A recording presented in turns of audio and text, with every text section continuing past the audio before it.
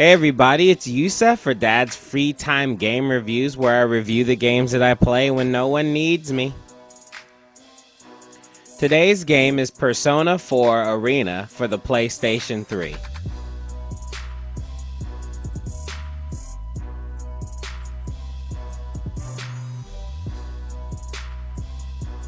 Now, unlike most people, I started liking Persona 4 the anime before I started actually liking the games, okay? What I hear about the games is that they're abnormally long. And when I watched the anime, I started to really like the way the anime was working out as far as personality issues are concerned, and dealing with who you are as a person, so that you don't, get killed in the TV world. But, they had a lot of filler episodes where the main character, Yu, is just like doing stuff for people. So when I wanted to continue the experience, I didn't buy Persona 4, the PlayStation 2 game. I figured I could get away with playing Persona 4 Arena and then have a fighting game. It's not going to last too long, and the story isn't going to be bogged down with a whole bunch of extraneous stuff, where Yu hangs out with his friends, Boy, was I wrong. I mean, how could it be a bad fighting game at all anyway? It was made by the Blaze Blue people. The sprites look really vibrant. The action looks nice and fast. It has to be a great game, right? And, that's what I'm here to tell you if it is. So here's my game review.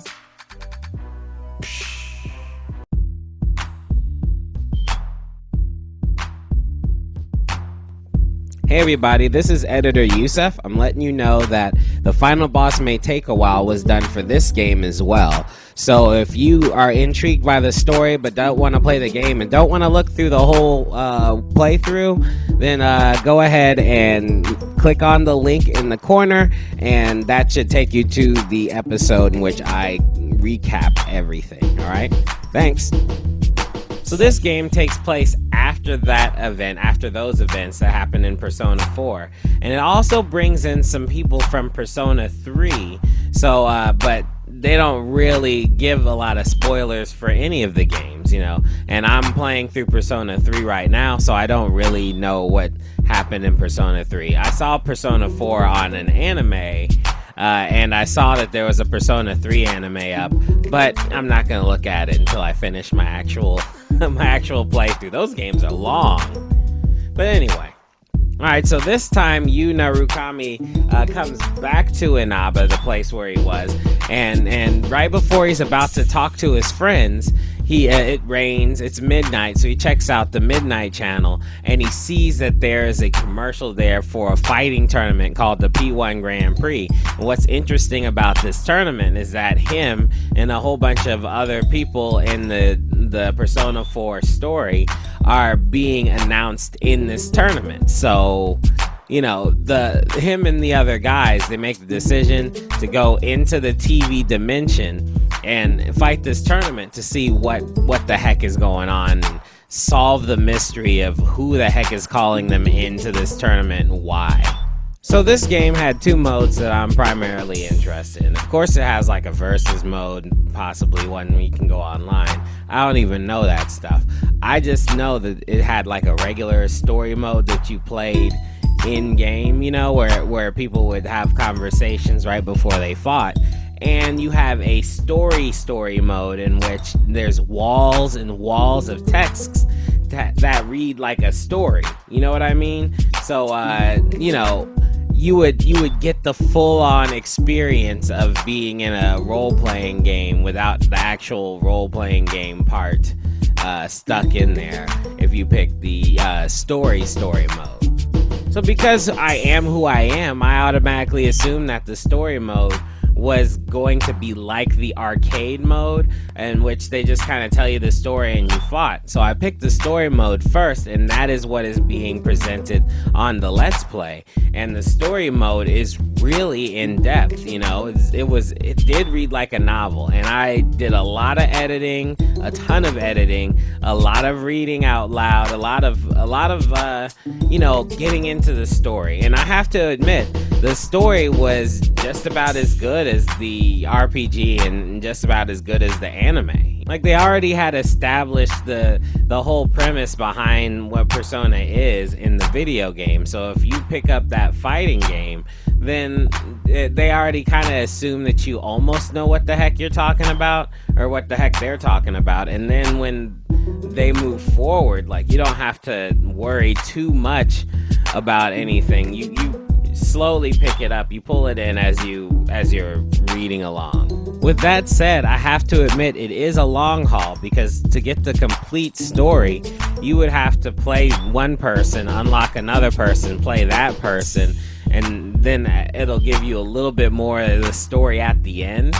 And then you have to go back to the first person you played before you unlock the second person, and then play that, so you get a little bit more story. You know, they really kind of stretched it out on you, which is, you know, primarily the reason why I would suggest that you would just kind of, if you can stand my voice, you would just listen to the story on the Let's Play and just play the video game normally, because the story went so long that I'd forget that I was supposed to be playing a game, you know, essentially.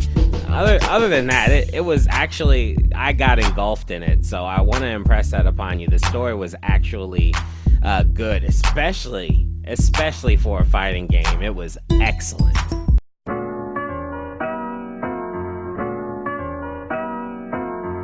Even though it was made by the Blaze Blue people, it also takes a little bit of inspiration from Marvel vs. Capcom. I say that because there's a button that you push, like the weak button. If you push that a whole bunch of times, you'll automatically do a combo, and that's for everybody. There's no experience mode where you can turn that off. That's part of the game. Now, the characters have usually 2 or 3 super moves, and all the super moves are connected with their personas. The personas are the manifestations of their personality that, you know, kind of appear and fight for them every now and then.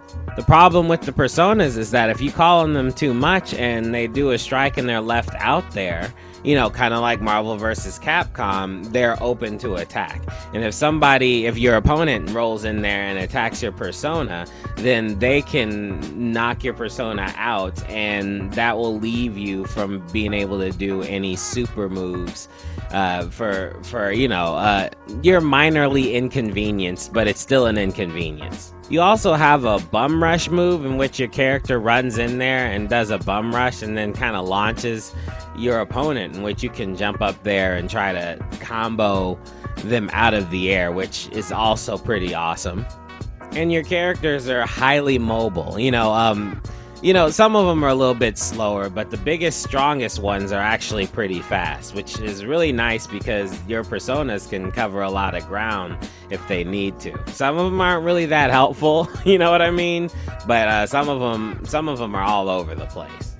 Now, like Blaze Blue and the Guilty Gear before that, they also have these sudden kill moves, you know? So if you get knocked down on your life bar to the point where your character's eyes like show up on the screen, you have a chance to do a super move. So you have to gain up enough energy, enough power to execute the super move. I believe it's 4 bars.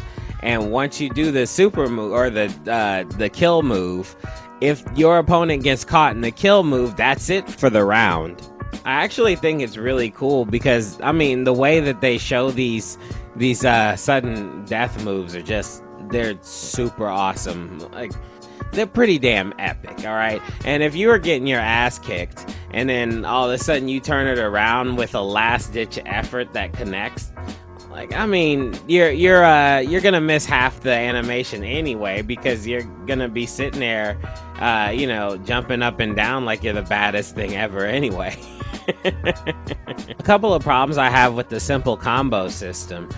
You could actually, what I tried to do is learn how to use my own combos, because your combos would force you to do the same super move just by pushing on that exact same button. So you have to be aware where you are in the combo, even if you're machine gun jamming on that button to make the combo happen.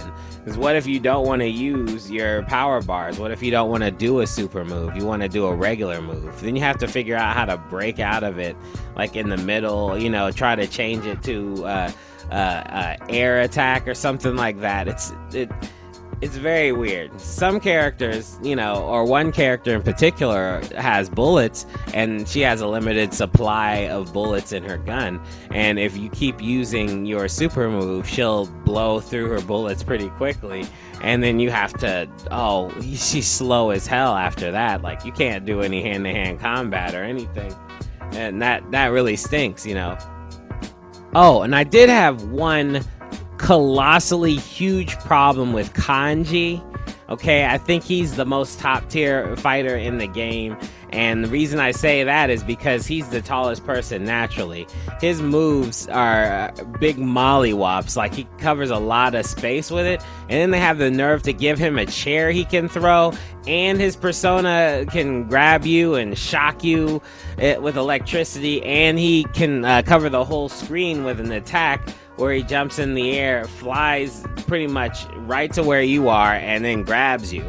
And it takes a lot of your mobility and blocking skills to keep him off of you, because it's this relentless assault of moves over and over again. And he doesn't have that many recovery frames for any of his moves, which is ridiculous. So when you think you have a counter, you really don't. And if you pick a character like Chie, or somebody who starts their combo with a slow, like a really short technique, then you could be assed out on starting any combos up. So you got to go for the big, like, special move right off the bat and not get a chance to combo. But I hate Kanji. I hate him. No matter whatever level of the game you're playing, Kanji is always tough. Another complaint is the difficulty. Now, I usually start at normal, and then the difficulty amps up a little bit, but because of this game, its fast-paced nature, and the speedy combos, the easy combos that you do, normal isn't really that hard at all. Even when you play the ultimate bad guy, it's not that hard, so I bumped it up 2 levels to, I think it was very hard, and I still had, you know, I had a moderate amount of challenge there, but, you know, oddly enough, even though this is a BlazBlue creators game, the end boss wasn't hard like they are in the Guilty Gear or BlazBlue games. I mean, those bosses are ridiculously hard, but this one was pretty easy.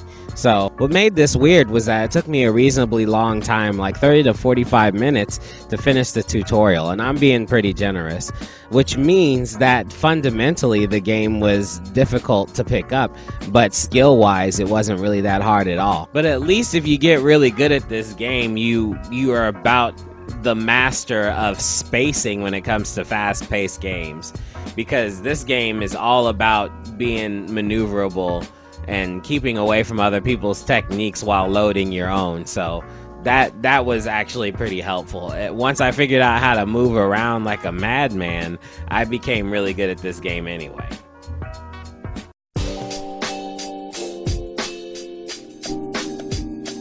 Hi. Are you all right? Where's the shadow? You mean the fake Teddy? He hasn't come back at all. I sense this weird presence, but I don't know what it is. In the actual games, Persona 3 and Persona 4, the tracks are really hit and miss, but the ones that hit are the ones that they pick for this game. Obviously, because those are the best ones to do fighting with, so...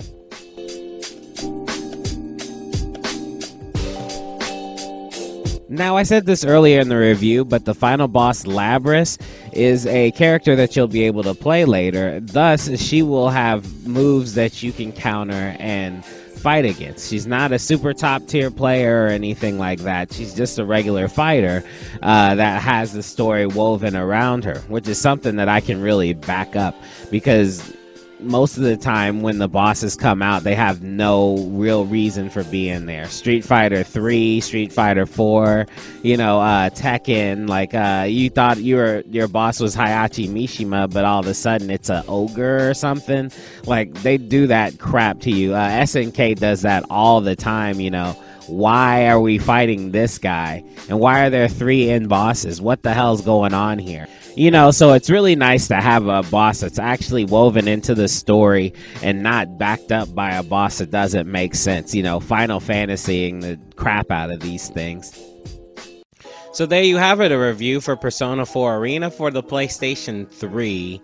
I had a lot of fun with the game. I've never really seen it reviewed except for when I was planning on buying it.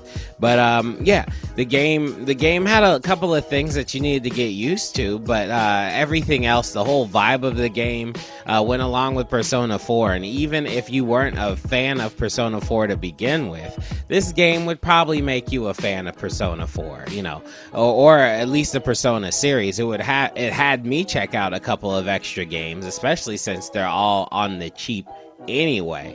So yeah, that's pretty much all I got. Let me know what you think about Persona 4 Arena in the comments below, please. If you like the video, hit a like and subscribe and hit the button and all of that good stuff. If you like the artwork that I did for Persona 4 Arena, I have more artwork for you to gaze upon at craftyacuity.org. All of it's for sale, obviously. I don't think are there any artists that don't sell their artwork anymore that aren't like 5? Whatever. Anyway, also, if you want me for a commission or something like that, then please hit me up at yusef.crow@gmail.com. And, other than that, everybody have a very nice week or a very nice couple of days. I'm cranking these game reviews out because I'm trying to catch up. So I will see you guys probably in a few days or so, and everybody have a beautiful time until those few days are up. All right. Anyway, peace.